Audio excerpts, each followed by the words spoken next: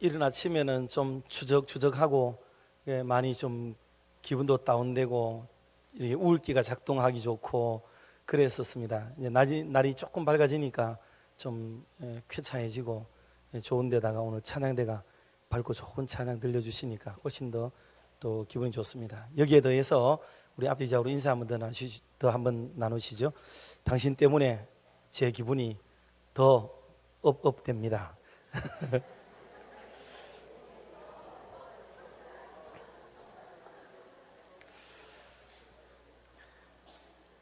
당신 때문에 내가 됩니다. 이러면은 숨 막히게 됩니다. 기분이 좋아지도록 그렇게 되면 참 좋겠습니다. 오늘은 시편 46편을 중심으로 해서 역사의 주관자이신 하나님이라는 제목으로 하나님 말씀을 나누려고 합니다. 시편 46편은 참 훌륭한 성경입니다. 어디나 다 중요하고 다 괜찮은 성경이지만은 시편에 나타나는 성경 중에서 이렇게 인생을 한 단면만 아니라 어느 한 생애 속에서 전체적으로 그림을 그리듯이 그려놓은 성경을 만나기가 그렇게 많지는 않습니다. 많은 시편이 있지만은 그래서 어떤 경우에는 아픔이 올 때, 상처가 올 때, 힘들 때, 기쁠 때, 즐거울 때, 행복할 때, 그래서 하나님을 만난 나름대로의 그 작은 소폭의 내용들을 그 시편의 하나하나의 운율에 담아서 기록하기가 일수인데 비해서 오늘 본편은 한 사람의 생애가 진행되는 어간의 긴 세월 속에서 참 질곡과 굴곡이 있을 수 있는 인생을 전체를 담지해내는 그런 시편으로서 중대한 여러 시편 중에 하나라고 볼 수 있는 그런 내용이 알찬 꽉 들어찬 그런 내용의 말씀이라고 볼 수가 있습니다. 루터를 비롯해서 종교 개혁자들이 이 찬송을 지었죠. 루터가 지었잖아요. 그럴 때 옛날 찬송가는 이게 384장인가 그렇지만 지금은 585장의 찬송이에요. 내 주는 강한 성이요라는 찬송을 우리는 다 합니다. 혼자 있을 때라든가 힘이 가라앉을 때라든가 마음이 막 우울할 때라든가 이럴 때 내 주는 강한 성이요 이 찬송을 부르면요 얼마나 막 힘이 생기고 놀라운 그 능력을 우리가 얻게 되는지 모릅니다. 어떤 경우에는 깊은 은혜에 잠겨서 혼자서 나도 모르게 눈물이 뚝뚝 떨어질 만큼 그런 마음이 생기고 나도 모르게 막 두 주먹이 막 불끈 지어지는 그런 믿음의 의욕이 막 일어나게 만드는 그 찬송이 내 주는 강한 성이요라는 찬송입니다. 뭐 어떤 힘겨운 일이라든가 부닥치는 일이 있을지라도 전차와 같이 이것을 딛고 일어나서 나갈 수 있는 위력을 발휘하게 만들어주는 신앙의 원동력이 되게 만들어주는 찬송이 바로 이게 585장 내 주는 강한 성이요라는 찬송이에요. 그 찬송의 배경이 바로 시편 46편을 배경으로 기록된 지음을 받은 찬송이다 하는 거예요. 여러분들께서도 기억하셨다가 585장을 별도로 한번 여러분이 꼭 한번 불러보십시오. 얼마나 우렁차고 성도의 용맹스러움이 그리고 군사적 마음이 이 속에 확 담겨져 있는지를 느낄 수 있게 만들어주는 그런 힘 있는 찬송이 바로 내주는 강한 성이요라는 찬송입니다. 그리고 여러분 아시다시피 대문호 셰익스피어가 발음이 제가 좀 경상도 발음이라서 셰익스피어라고 해야 되네. 셰익스피어 이 친구가 가장 아끼는 성경장이 바로 시편 46편이라는 일설도 있습니다.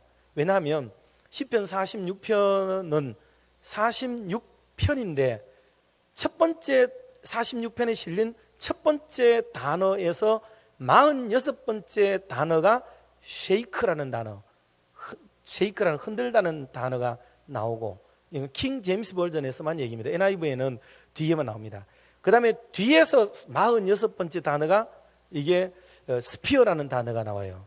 그래서 46번째 앞으로에서 나오는 단어여서 세이크, 뒤에서 나오는 단어에서 스피어라는 단어가 합해서 셰익스피어가 되었다 해서 이 친구가 우연의 일치지만은 그렇게 사랑하고 좋아하고 애독했던 성경이 바로 시편 46편이다라는 그런 말이 있어 화제가 되기도 했습니다. 실제로 히브리어 성경의 운율은 되게 재밌게 기록이 돼요. 우리가 읽은 번역본, 우리는 번역을 읽고 있잖아요. 그러다 보니까 그런 감동이 없는데 히브리어로 보면, 히브리어 성경으로 그렇게 기록됐으니까 보면 이게 알파 베타로 나가서 그 알파벳 순이 24글자가 쫙 나와서 그 첫 글자를 따가지고 은유를 지어서 지은 시편도 많이 있고요, 뒷글자를 따서 만든 글자도 있습니다.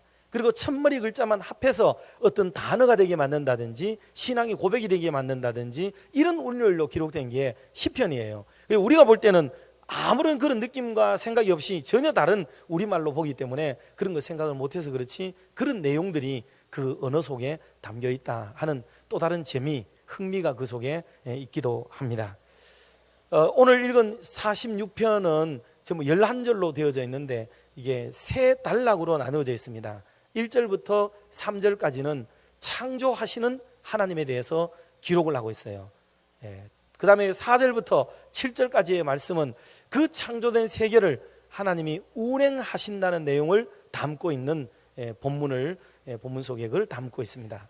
그리고 8절부터 마지막 11절까지가 이제 이 모든 세상을 하나님이 어떻게 완성시키고 종결시켜 나가느냐, 어떤 상황을 매듭지어 나가시느냐 하는 하나님의 모습을 그리고 있는 것이 바로 8절부터 11절까지의 내용이에요. 그래서 인생이 창조 신학으로부터 시작해서 섭리 신학으로 종말 신학까지 이어나가도록 희한하게 이 카테고리를 가지고 있는 성경이 바로 시편 46편의 말씀이다 하는 거예요. 그래서 오늘 시간이 허락하면 세 가지까지를 말씀을 드리겠고, 그렇지 않으면 두 가지까지의 말씀을 나누려고 생각을 합니다. 첫 번째로 우리가 단락에서 생각할 것은 천지를 창조하신 하나님을 우리가 만나게 됩니다. 하나님이 천지를 창조하셨다 하는 것을 인정하지 않거나 모르거나 하는 성도들은 아무도 없습니다. 사실 우리의 신앙은 거의 창조 신학에 근거한다 해도 틀리지 않을 정도로 창조 신앙은 대단히 중요해요. 그런데 창조 신앙이라고 하는 것은 단순히 하나님이 세상을 지으셨대요 라는 데만 멈추는 정도가 아니에요. 그 이상의 의미와 내용을 담고 있는 말씀이 바로 창조 신앙 혹은 창조 신학 이렇게 얘기를 합니다. 그러면 그 내용이 뭔지를 잠시 살펴보려고 하는데, 여러분 창세기 먼저 1장 2절 말씀을 우리 같이 합독을 하도록 하겠습니다. 같이 한번 봅니다. 땅이 혼돈하고 공허하며 흑암이 깊음 위에 있고 하나님의 영은 수면 위에 운행하시니라. 아멘. 땅은 어떻게 해요? 혼돈하고 공허하고 이런 상황이 창조 이전의 상황이라고 얘기를 하고 있는 거예요. 한마디로 무질서한 세상이에요. 어지러운 거죠. 혼재되어져 있습니다. 그래서 혼돈하고 공허하고, 그리고 뭐가 뭔지 모르게 뒤죽박죽 얼기설기 막 엉겨 있는 상황, 그리고 뭐가 뭔지 구분이 될 수 없는 상황, 그런 상황이 창조 이전의 상황이라고 얘기를 하는 거예요. 무질서의 그 모습이 그대로입니다. 혼란한 거죠. 혼란 그대로예요. 그럼 하나님이 창조하셨다는 말의 의미에서는 어떤 식으로 창조하셨는가를 자세히 들여다보면 하나님이 한마디로 섞여 있는 것을, 막 이것과 이것이 엉겨 있는 것을 떼어 놓습니다. 나누어 놓습니다. 나누어 놔요. 이렇게 탁탁 나누어 놓고 질서대로 하고 이렇게 순서대로 하고, 그래서 무엇이 무엇과 떨어지도록 만들고, 그래서 무엇이 무엇의 제 기능을 발휘하도록 만들어요. 나눈다는 말이 바로 정리한다는 말과 똑같아요. 우리 집에 책상이 되게 어지럽습니다. 이게 한 번씩 나누고 나면 분류를 해요. 필기구, 그 다음에 문서, 공문서, 제 개인 서적, 그 다음에 성경 서적, 이런 잡다한 것들을 구분해야 돼요. 구분하면 정리가 됩니다. 그러면은 쓰임새에 합당하고 적재적소에 쓰기가 좋아지게 되는 거죠. 혼돈한 세상을 하나님이 질서를 잡아 나가셨다 얘기했습니다. 이 나누는 거예요. 어둠과 빛을 나누시죠. 낮과 밤을 나누십니다. 바다와 육지를 나누세요. 계절과 연한을 나누십니다. 창조할 때도 남자와 여자를 분리해서 구분해서 만드시고, 그리고 각각 자기가 해야 될 역할과 기능도 주셨어요. 해는 낮을 주관하게 하고 달은 밤을 주관하게 하고, 사람으로 하여금은 동식물, 또 바다의 물고기들, 하늘을 나는 공중 등 세상을 관리하도록 만들어 주셨습니다. 이 하나님의 질서를 잡아 나가시는 거예요. 이 창조는 반드시 질서를 내포해야 돼요. 뭔가 하나님의 손길이 가는데 어지러워진다, 그럴 수는 없어요. 항상 우리 어머니의 손길처럼 어지러웠던 우리의 집들이, 방들이 손 지나가다 보면 깨끗하게 흩어진 것들이 정리가 되고, 손주들이 다녀가고 난 이후에 할아버지 할머니의 손길이 지나가고 나면 할아버지 집이, 할머니 방이 얼마나 깔끔하고 정돈이 되나요? 멋있게 좋아지죠. 그런 것처럼 하나님이 다녀가시고 만드신 모든 것들은 너무나도 질서정연하게 다루어지게 되는 아름다운 모습을 보게 됩니다. 하나님은 질서의 하나님이신 줄 믿습니다. 창조는 질서를 내포하는 거예요. 그런데 오늘 본문에 있는 말씀은 무엇으로부터 시작되느냐 하면, 이게 무질서해지고 혼란해진다는 것으로부터 시작되어지고 있습니다. 2절 3절 말씀을 우리 한번 합독해 보도록 하겠습니다. 같이 봅시다. 그러므로 땅이 변하든지 산이 흔들려 바다 가운데 빠지든지 바닷물이 솟아나고 뛰놀든지 그것이 넘침으로 산이 흔들릴지라도 우리는 두려워하지 아니하리로다. 아멘. 하나님이 만드신 산은 산에 있어야 되고 바다는 바다에 있어야 되고 모든 게 질서정연해야 되는데, 어떻게 돼가지고 바다가, 산이 흔들려 바다 속에 빠져버리고 땅이 막 흔들려 변하게 일어나게 되어지고 바닷물이 솟아나가지고 뭐 어디 튕겨나가게 되는, 이런, 물론 이게 자연재해적인 일들이 많죠. 지금도 뭐 태풍이 다녀갔습니다만은 이런 어떤 일들이 일어나고 지진이 일어나고 충돌이 일어나고 무엇과 무엇이 부딪혀서 생각지 못한, 예측하지 못한 어떤 일들이 발생하게 되어지는 지구촌의 현상들을 이야기하는 것이라고도 볼 수 있어요. 이건 물리적인 것들이죠. 물리적인 것들. 물리적인 현상들도 이런 어려운 일들과 낭패를 보게 되어져서 다시 가지런했던 것들이 막 혼란 속으로 빠져들어가는 장면을 얘기하고 있습니다. 이와 더불어 우리의 정신세계도 마찬가지예요. 사람과 사람이 만나면 이렇게 관계가 가지런한 사람이 있어요. 늘 안돈되어지고 안정된 상태에서 좋게 대화 나누고 요래되는 관계가 있죠. 언제 만나도 괜찮고 그런 좋은 관계가 있습니다. 그러나 한번 이게 엉겨 있기 시작하면 혼란이 일어나고 서로가 하지 못할 말을 하고 막 시끄러워지고 나면은 늘 그 사람에 대한 트라우마가 생기게 되고 머릿속에 복잡해지기 시작하는 거예요. 계산을 잘 돌려야 됩니다. 오늘 또 심기를 불편하게 하지 않을까. 그리고 그렇게 있는 공동체가 자꾸 복잡해지는 거예요. 계산을 돌려야 됩니다. 뭐 누가 먼저 하고 나중 하고부터 시작해서 누가 더 세력이 있고 없고부터, 이게 막 머리싸움이 고도로 진흥화되어지면서 사회와 삶이 복잡해지기 시작하는 거예요. 막 혼란이 오기 시작하는 거예요. 하나님이 원래 지어놓으신 깨끗한 상태로, 심플한 상태로, 멋있는 상태로 가지가 아니하고 이게 혼재되어지는 상태로 나아가게 되는 수가 생기게 되는 거죠. 이게 창조 질서가 무너지고 있는 거예요. 이게 힐링이 되고 치료가 되고 회복이 되고 제자리에 가야 되고, 그러기 위해서 하나님이 그들을 만지시고 고치시고 새로이 빚으시는 그런 놀라운 은혜가 일어나야 될 줄로 믿습니다. 하나님이 저와 여러분의 심령을 그렇게 만져서 우리의 모든 것들이 제자리에 가고 기능을 발휘하고 있어야 될 자리에 딱 가서 멋있게 모든 것들이 가지런해지는 은혜가 일어나야 될 줄로 믿습니다. 군대 갔다 오셨어요? 군대 가보셨어요? 저도 훈련소까지는 갔다 왔습니다. 그 훈련소 가면은 저녁으로 되면요 다 전부 내무반에 이게 딱 뭐 하잖아요. 그 뭐라 하죠 그걸요? 점호. 모르긴 마찬가지네. 점호를 하죠. 점호를 하면은요 딱 그 모든 것이 옷도 각을 딱 잡아놔야 되고 모자도 마찬가지고요. 수건 한 장까지 모든 게 딱 멋있게 마무리를 해놔야 됩니다. 그래야 또 예측치 못한 상황이 벌어지더라도 그것을 또 사용할 수 있게 만들어주는 거죠. 질서, 정연한 것이 이루어지게 됩니다. 그러나 이게 혼란되어져 있고 혼재되어 있으면은 이게 참 어리석은 삶이 이제 거기서부터 비롯되게 되는 거예요. 자, 그래서 육적이고 물리적인 것도 정갈하게, 또 질서정연하게, 머릿속도 깔끔하게 비워나가고 얽히고 설켜 있는 모든 것들을 하나하나 실타래 풀듯이 조심스럽게 풀어서 모든 것들을 제자리에 돌려놓고 나면 그 사람 얼굴을 볼 때도 행복하고 언제 돼도 감사하고 어느 장소에서 만나도 기쁘고, 그런 즐거움이 우리를 이게 찐누르게 되고 그것이 나를 회복시키고 살리는 삶이 될 때 유쾌하고 상쾌하고 통쾌한 삶을 살게 되지. 이게 그러지 않은 사이에 그냥 이렇게 지나가는 거는 엄마 돈 쎄비고 나서 언제 얻어맞을지 몰라 불안해하면서 매일을 사는 것과 똑같은 삶이 되는 거예요. 이거는 저금통을 털어본 사람만 알 수 있는 일입니다.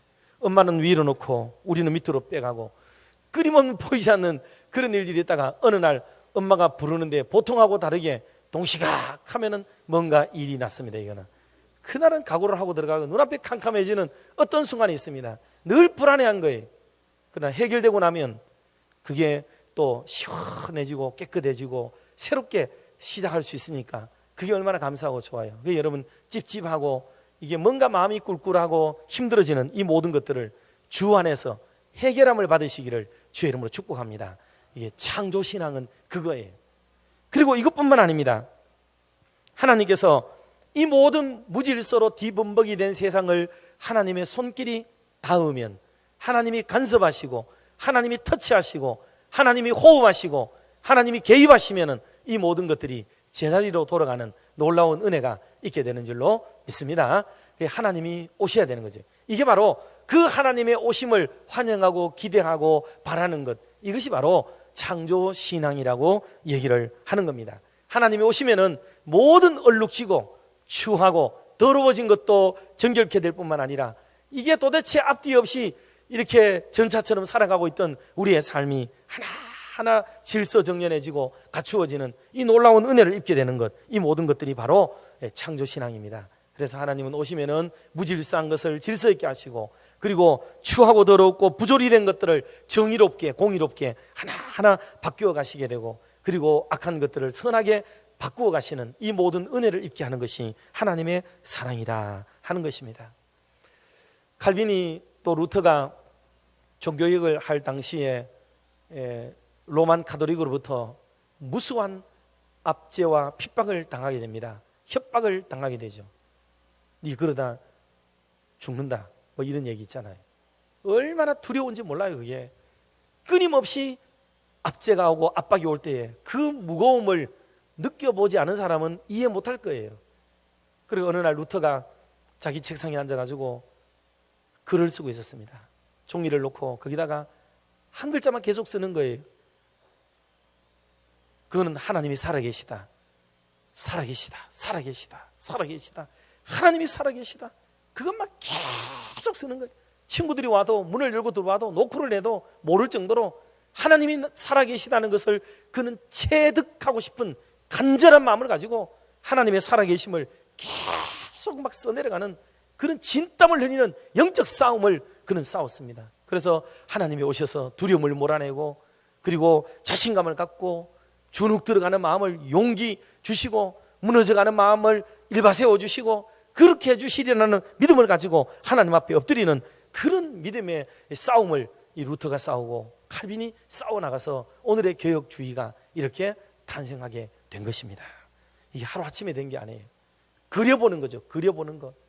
당장은 어렵지만은 여러분, 그래서 우리가 다음 세대 양육을 지금 하고 있습니다. 지금도 우리 교회도 9개 기관들이 계속 8월 말까지 9월 1일까지 연속적으로 수련회와 성경학교가 또 캠프가 계속 진행되고 있는데, 여러분 우리 아이들을 다루어야 되는 우리 선생님들, 학부형들 여러분들께 부탁드리고 싶은 것은 바로 그거예요. 우리가 아이들을 바라볼 때 누가 지금의 아이를 바라보고 아이를 양육합니까? 그 아이의 미래를 바라보는 거죠. 오늘을 보지 않고 내일을 보고, 현재를 보지 않고 미래를 보고, 그리고 이 아이의 미숙한 상태를 보는 것이 아니고 원숙하고 완숙한 단계를 예측하면서 내다보면서 아이를 가르치는 거죠. 지금 코 올리게 떼묻고 지저분한 아이를 바라보는 것이 아니라 조금 좀 있으면 넥타이를 메고 다니고 예쁘게 원피스를 입고 다닐 그 신사숙녀를 그리면서 아이를 양육해 나갈 때에 그 아이의 미래가 내 속에 지금 보여질 때에 교육이 아름다워지고 건강해지게 되는 것입니다. 신앙의 세계는 언제나 그 너머를 보고 그 다음을 보면서 나아가게 되는 거예요. 여러분, 오늘도 일반인들의 눈에는 세상이 이렇게 보입니다. 예를 들어서 지금 막 혼란하다, 힘들다, 뭐 꼭 정치 얘기 아니라도 뭐 경제, 정치, 군사, 안보, 뭐 학교, 교육, 신앙, 종교 등을 비롯해서 전 장르가 지금 많은 위기라고 얘기를 하고 어려움이라고 얘기를 합니다. 그런데 일반인의 눈에는 위기밖에 보이지 않는 거죠. 일반인의 눈에는 혼돈밖에는 보이지 않고 일반 사람들의 눈에는 아픔밖에 보이지 않고 상처밖에 보이지 않는 거예요.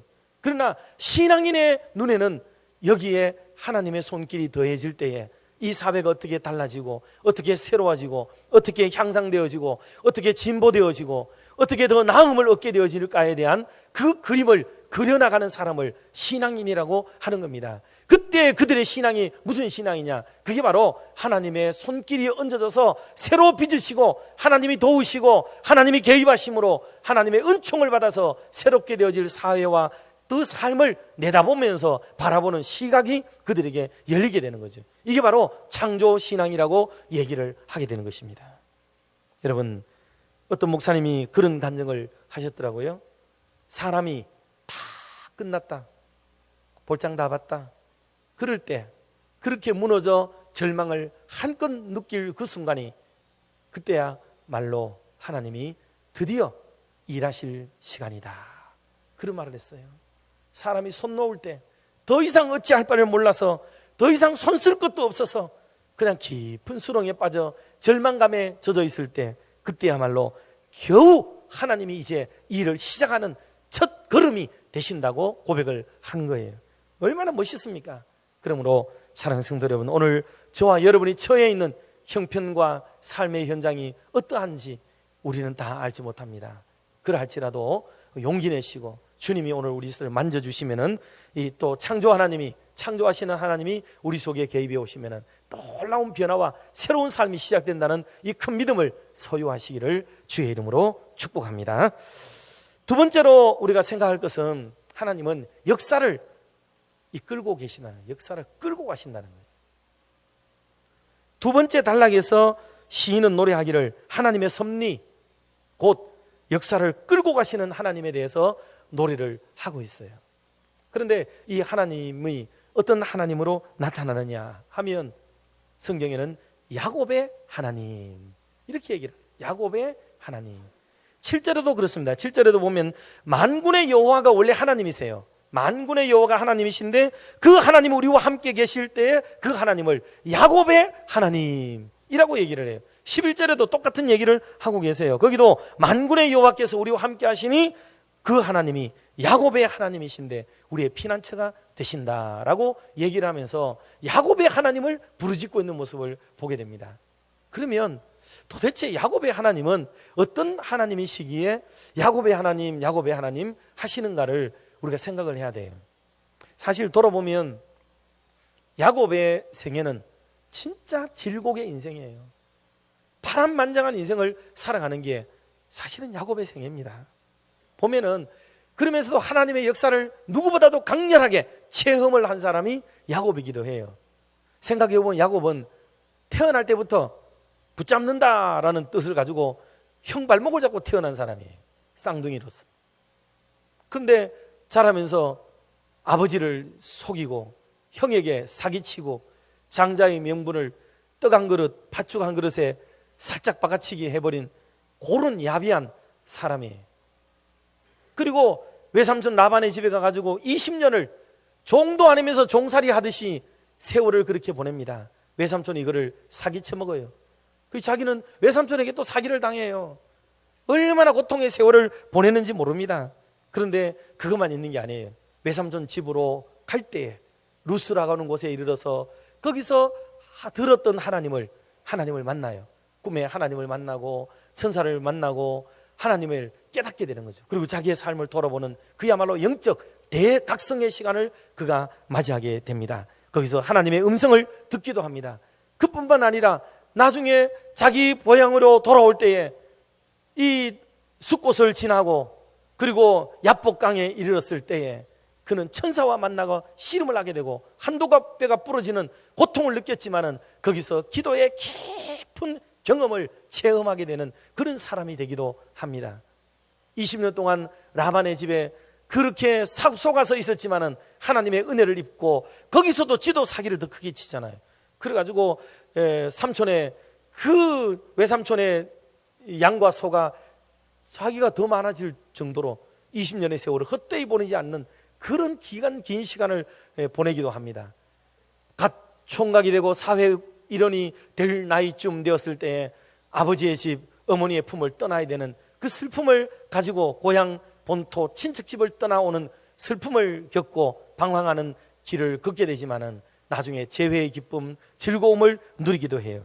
그러니 한마디로 그의 삶은 희비가 쌍곡선을 이루는 그 파란만장한 인생을 살아요. 그리고 사랑하는 아내, 여인을 사랑하고 사모하는 나머지 그와 더불어서 연애를 하듯이 보낸 세월이 한두 해가 아닌 것을 우리가 잘 알고 있지 않습니까? 그러니 파란만장한 인생을 한마디로 살아요. 그래서 성공할 때도 있고 무너질 때도 있고 잘 나갈 때도 있고 아픔이 올 때도 있고 속이기도 하고 속임을 당하기도 하고 뭔가 잘 된다고 여길 때도 있고 무너져 버릴 때도 있고 성공과 실패와 희비가 교차되는 그런 삶을 산 사람이 야곱이에요. 그런데 이 야곱에게 있어서 가장 큰 특징은 뭔지 아세요? 가장 큰 특징은 그가 어떤 상황에 놓였을지라도 하나님을 떠나지 않는다는 사실이에요.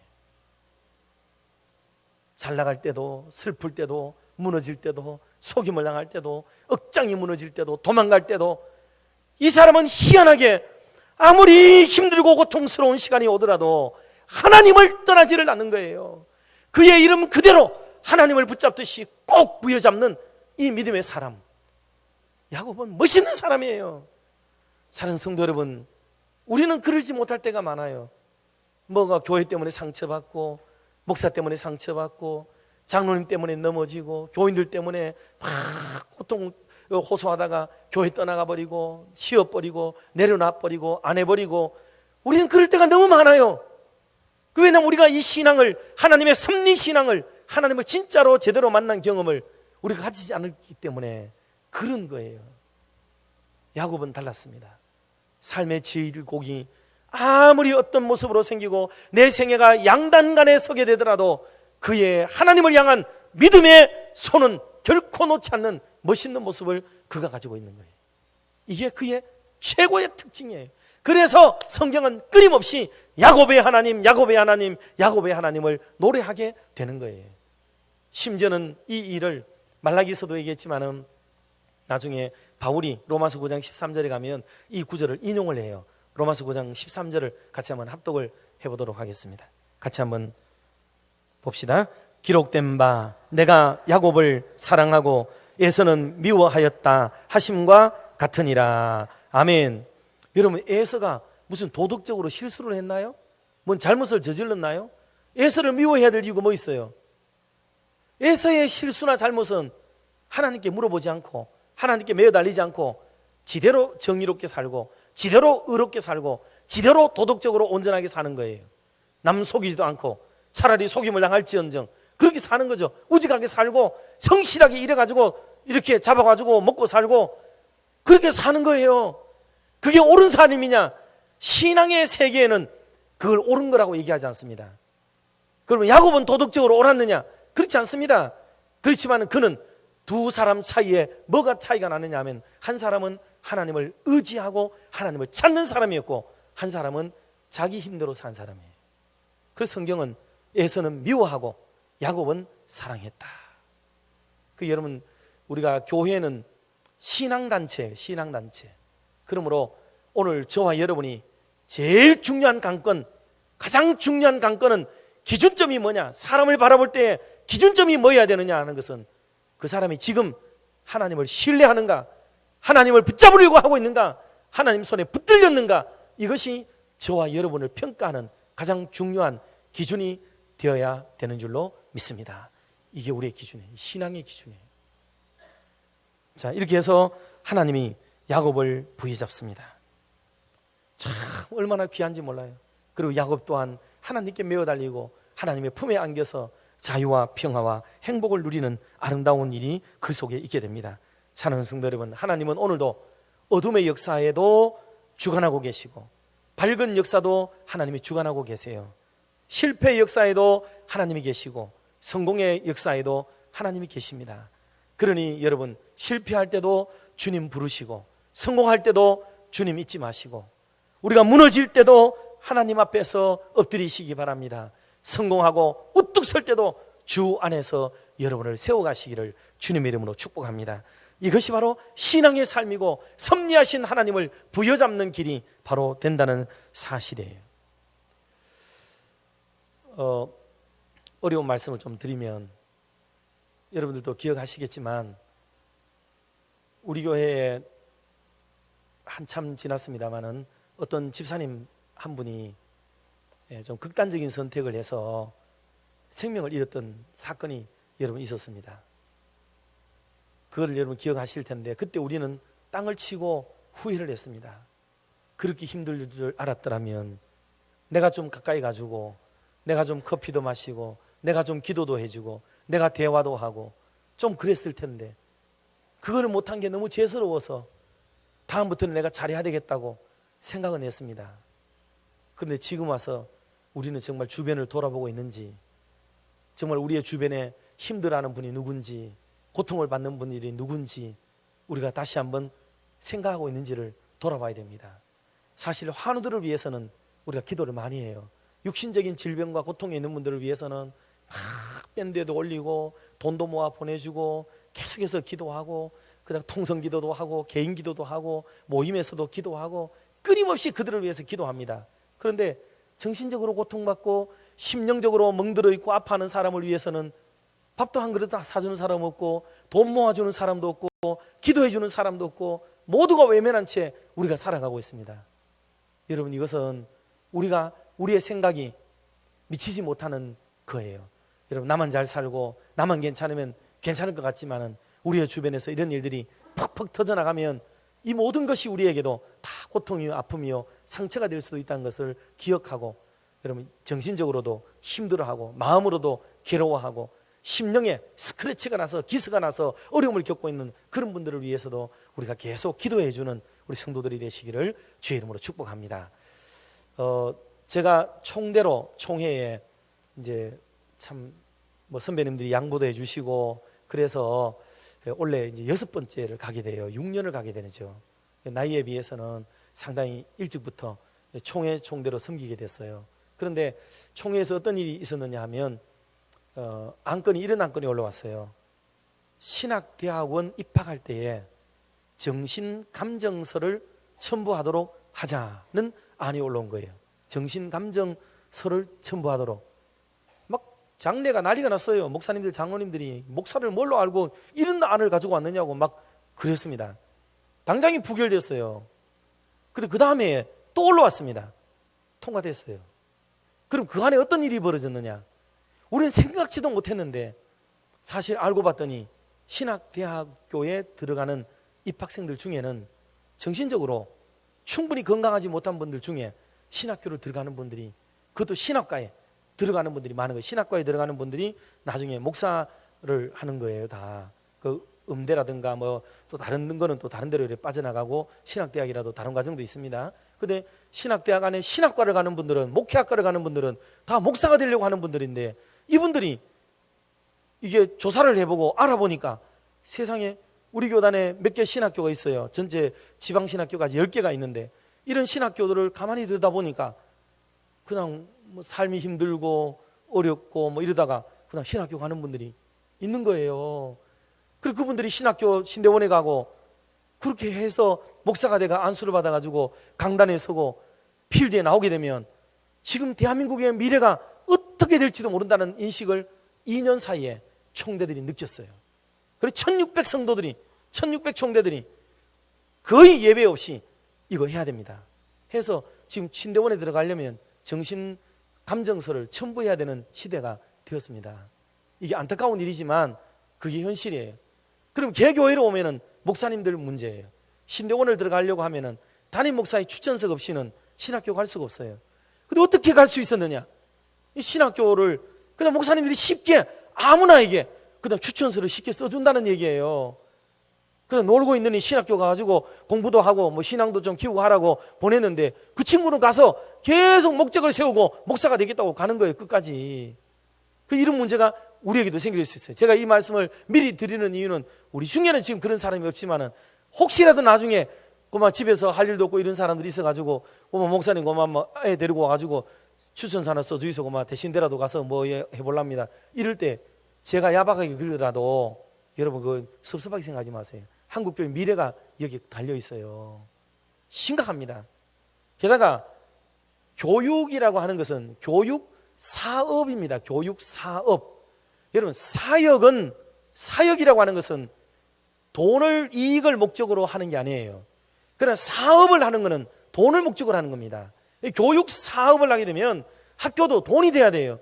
교수 월급도 줘야 되고, 학교도 꾸며야 되고, 기자재도 구입해야 되고, 보다 더 나은 커리를 만들도록 해나가야 되기 때문에 돈이 필요하단 말이에요.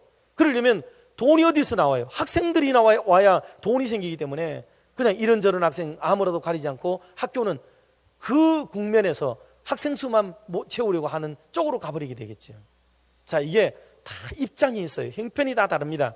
이런 것들이 맞물려서 한국 교회를 이루고 있고 교회 지도자들을 양산해내는 그런 선지동산이 되고 있는데, 여러분 학교들을 위해서 계속 기도해 주시고, 건강하고 또 지혜롭고 또 하나님 말씀에 은혜가 있고, 그리고 성령 하나님께 붙들리는 사람들이 지속적으로 한국 강단을 지켜나갈 수 있도록 여러분 위해서 계속 기도해 주셔서 교회가 살고 우리 성도들이 사는 은혜를 우리 함께 만들어가게 되기를 주님의 이름으로 축복합니다. 자, 끝으로 그러면 하나님이 역사를 하시는데 어떻게 역사를 하시는가에 대한 부분만 말씀을 좀 드리고 마치겠습니다. 먼저 이 얘기를 알려면 4절 말씀을 우리가 같이 한번 합독을 해보아야 되겠습니다. 4절 말씀을 같이 보도록 합시다. 한 시내가 있어 나뉘어 흘러 하나님의 성 곧 지존하신 이의 성소를 기쁘게 하도다. 아멘. 하나님의 역사가 어떻게 나타나느냐 하는 문제예요. 창조의 하나님, 이끄시는 하나님, 섭리의 하나님, 종결의 하나님, 이 하나님이 어떻게 역사하시는가에 대한 부분을 얘기하는데, 한 시내가 나뉘어 흘러 그랬습니다. 시내가 흐른다. 우리나라 정서로는 이해가 잘 안 됩니다. 이게 우리나라는 땅이 찰져서 시내가 밖으로 흘러도 물이 늘 졸졸졸 흐릅니다. 그러나 아시다시피 중동 지역은 거의가 사막화되어 있기 때문에 물이 흐르면은 없어요. 시내가 없는 건 아니에요. 시내의 형태는 남아있지만 시냇물이 흐르지는 않아요. 거의 말라버리고 물이 스며들어 버리기 때문에 물이라는 게 없어요. 거의. 그러니까 오래전부터 이스라엘 민족은 지혜를 짜냈습니다. 어떻게 물을 가져왔느냐?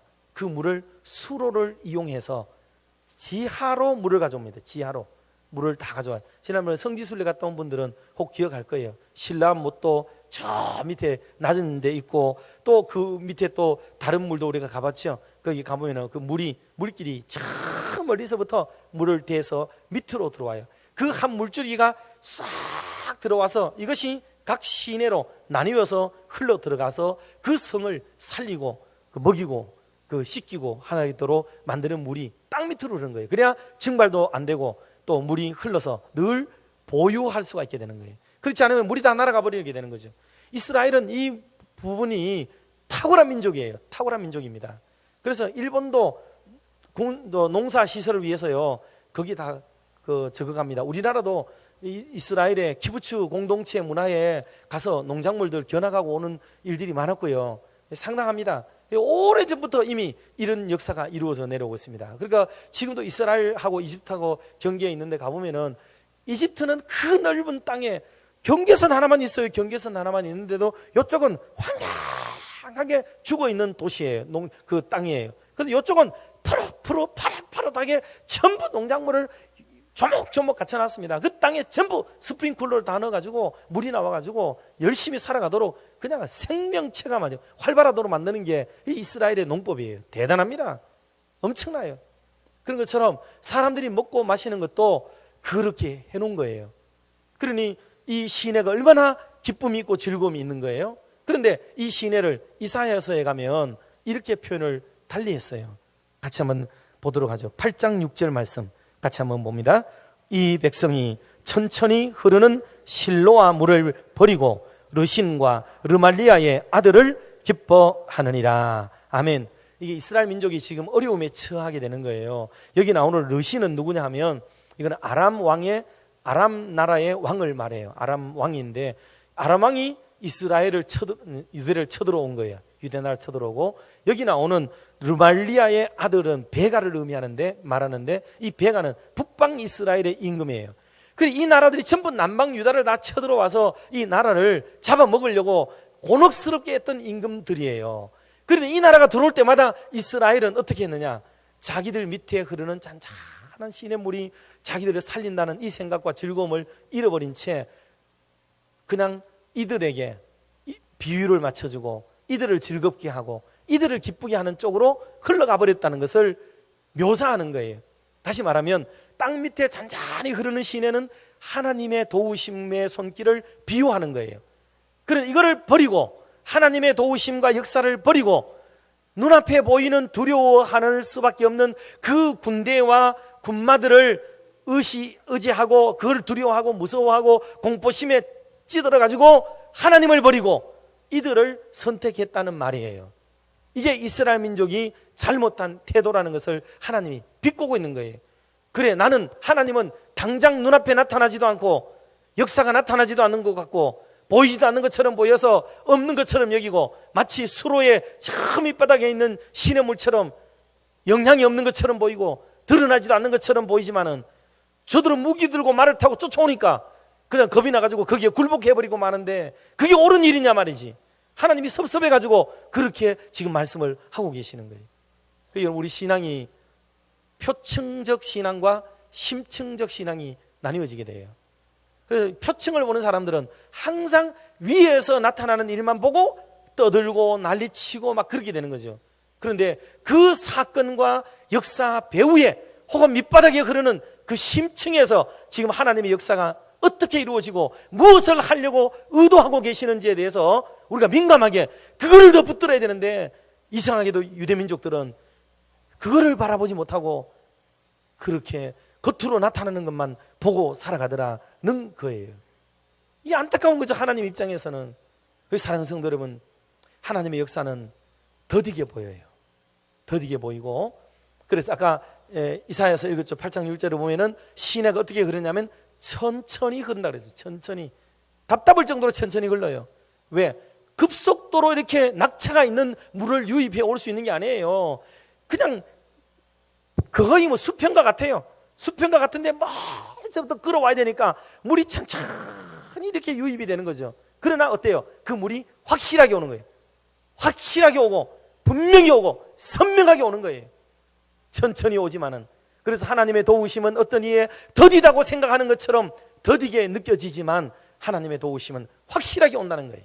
이게 성경의 신앙이 하나님이 당장 눈에 보이지 않고 손에 만지지 않고 귀에 들리지 않아도 하나님의 존재와 하나님의 역사하심을 믿는 저와 여러분이 되시기를 주의 이름으로 축복합니다. 이거를 성경이 말하고 싶은 거예요. 그래서 오늘 시편 46편 결론으로 드리고 싶은 말씀이 하나님이 역사는 하시는데 우리 마음처럼 우리가 바라는 육신적인 시각으로 볼 때 보이지 않는 것처럼 하나님의 역사가 임할 때가 크고 많다는 거예요. 그러니 믿음이 없는 사람이 볼 때는 하나님이 없다, 하나님 역사가 없다, 하나님을 안 만났다, 하나님이 떠나가셨나 보다, 이렇게 많은 말들로 하나님에 대해서 이러쿵저러쿵 얘기를 하고 있지만 그럼에도 불구하고 하나님은 언제나 우리의 밑바닥에 이스라엘의 해저에서, 뭐 해저까지는 아닙니다만은 바닥에서 이렇게 흘러서 그들의 생명을 윤택하게 만들고 삶을 풍요롭고 기름지게 만드는 그런 수로를 하나님이 대고 계시듯이 우리의 삶에 그 아름다운 생명을 붙들고 계시는 분이 바로 하나님이시다 하는 겁니다. 이렇게 되면 5절 말씀을 끝으로 합독해 보도록 합시다. 5절 봅니다. 하나님이 그 성 중에 계심에 성이 흔들리지 아니할 것이라. 새벽에 하나님이 도우시리로다. 아멘. 하나님이 성에 계시지 않는 게 아니에요. 사람들 눈에는 없는 것처럼 보이고 사라진 것처럼 보이고 도망간 신처럼 보이지만은 하나님은 이미 그 물이 수로에 있는 것처럼 거기에 계셨습니다. 그러다가 어떤 순간이 되면 하나님이 돕는 순간이 옵니다. 성경 그 시간을 새벽이라고 얘기를 했는데 하나님이 계획하시고 원하시고 드러내시고자 하시는 그 적절한 때가 차면은 하나님이 나타나시는 그 시간이 우리에게 있습니다. 이 시간을 바라보고 이것을 신앙하고 이것을 목적하고 오늘 좀 힘들고 고달프고 어려운 살이 속에서도 우리가 창조신앙, 섭리신앙 그리고 종말신앙을 가지고 우리가 승리의 삶을 살아가는 저와 여러분 모두가 되시기를 주님의 이름으로 축원합니다. 기도하겠습니다. 하나님 아버지 감사합니다. 삶이 힘들 때가 많습니다. 무게가 느껴질 때가